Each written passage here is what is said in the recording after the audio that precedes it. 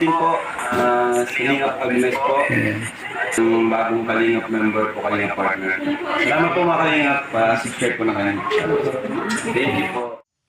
Mayroon akong kaibigan na laging maaasahan. Ang nais niya'y makatulong sa hirap na kababayan.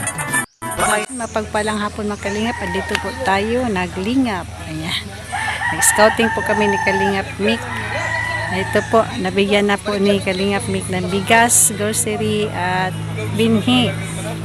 Ayan. Maraming salamat po at Inday PB sa pabigas, grocery from Ma'am Iliwaw at Ma'am Bebri at binhi galing kay Sis Irene Baby. Thank you so much po sa inyo.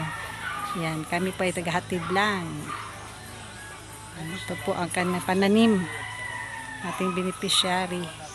Tabi na po nilang tanim. Dinagdagan po ni Kalingap Mick. Ang bahay po nila nasa tabing ilog po. Ito po ang ilog. Ayan. Si nanay, na-stroke po siya. At ito po, dito po siya nakatira. So, di po siya makapagsalita, di makakilos masyado dahil po sa kanyang sakit. Dali sa kunay ha.